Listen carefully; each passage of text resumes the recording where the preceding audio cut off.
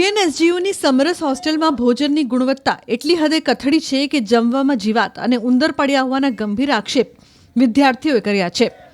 વિદ્યાર્થીઓએ આને પુરાવા રૂપે વિડીયો પણ રજૂ કર્યા છે. એબીવીપીના કાર્યકરો સાથે મળીને વિદ્યાર્થીઓએ હોસ્ટેલ બહાર ભારે સૂત્રોચ્ચાર કર્યા અને 15 ડિગ્રી તાપમાનમાં ખુલ્લા આકાશ નીચે સૂઈને પોતાનો રોષ વ્યક્ત કર્યો.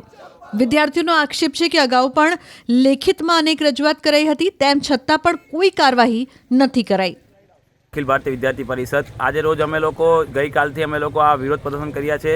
જે સમરસ હોસ્ટેલમાં 2 મહિના પહેલાં અમે લોકો એક આવેદનપત્ર આપવામાં આવ્યું હતું અખિલ ભારતીય વિદ્યાર્થી પરિષદ તરફથી, જેમાં સપષ્ટ પ્રાથમિક સુવિધાને લઈને સમરસમાં જે સમસ્યા ઘણા સમયથી ચાલી રહી હતી, એમાં ભોજનને લઈને હોય કે પછી નિવાસમાં રહેવાની વ્યવસ્થા હોય કે પછી વિદ્યાર્થીને બાથરૂમમાં વ્યવસ્થિત એમની સુવિધાઓ સાફ સફાઈ હોય કે પીવાના પાણીને લઈને હોય, તમામ પ્રકારની અમે લોકો ત્યાં માંગ મૂકેલી હતી. ભોજન અતિથિ એકદમથી જે ખાવા યોગ્ય બિલકુલ નથી, ગુણવત્તામાં કંઈ નથી, જે ફૂડ વેસ્ટ કહેવાય એનાથી પણ ખરાબ. જેમાં તમે બધા વિડીયો જોયો છે, જે વિડીયોમાં એક ભોજનમાં જે ચૂવા નીકળ્યા છે, ચૂવાના કરતાં તો હજુ બીજા પણ ઘણા બધા ખાવામાં જે કહેવાય છે કે જેનાથી વિદ્યાર્થી બીમાર પડી જાય છે. ઘણા બધા વિદ્યાર્થીઓ એમ પણ હતા કે જે લોકો બીમાર પડી જતા હતા ઠંડીના કારણે, કેમ કે ઠંડી પડે એના લીધે ખાવાના ભોજનના ગુણવત્તા બિલકુલ એકદમ લો ક્વોલિટી જેવું તો ભોજન.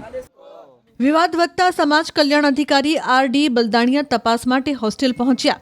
જો કે અધિકારીના મતે રેકોર્ડ પર કોઈ ફરિયાદ મળી નથી, પણ એબીવીપીની રજૂઆત બાદ હવે વોર્ડનને કડક સૂચના આપવામાં આવી છે. બીજી તરફ વિદ્યાર્થીઓએ સ્પષ્ટ ચીમકી આપી છે કે જો ભોજનની ગુણવત્તા નહીં સુધરે તો આંદોલન વધુ ઉગ્ર બનશે. રજૂઆત એવી કરવામાં આવી છે કે ગાડલા ગોધરા હોસ્ટેલની અંદર અને વિદ્યાર્થીઓને કેટલીક તકલીફો પડે છે ભોજનને લગતી, તો એના અનુસંધાને અગાઉ જણાવેલું હશે, તો એના અનુસંધાને ગાંધીનગર પણ અમારી રજૂઆત થઈ છે અને ત્યાંથી તાત્કાલિક ધોરણે ગાડલા જે છે એનું ટેન્ડરિંગ કરીને એ સુવિધા પૂરી પાડશે. ત્યારબાદ વિદ્યાર્થીઓને અહીંયા સ્થાનિક અધિકારીઓ દ્વારા સમજ આપવામાં આવી, બાંહેધરી આપવામાં આવી કે આપની જે લાગણી છે એને ટૂંક સમયમાં પૂરી કરશું. પણ જિલ્લા કક્ષાએ કેટલીક ઓથોરિટી નથી હોતી, એટલે ગાંધીનગરથી જે પણ ત્વરિત નિર્ણય લેવાશે એમને વિદ્યાર્થીના હિતમાં એમને કામગીરી કરી આપવામાં આવશે. ભોજનને લઈને શું ફરિયાદ મળી, કઈ રીતની કાર્યવાહી? ભોજનને લઈને વિદ્યાર્થીઓનો આક્ષેપ એવો હતો કે ગંદકી હોય છે, સ્વચ્છતા સમયસર હોતી નથી. પણ આપ જોઈ શકો છો કેન્ટીનમાં જઈને કે એ બાબતને લઈને અમે જેટલા પણ સ્ટાફ છે એમને કડકાઈથી કીધું છે અને ભવિષ્યમાં ક્યારેય આવું નહીં થાય, સ્વચ્છતાને લઈને ઇસ્યુ નહીં આવે એવા આદેશો આપવામાં આવે છે. સર, કે જીવાત નીકળે છે આવા આરોપ છે?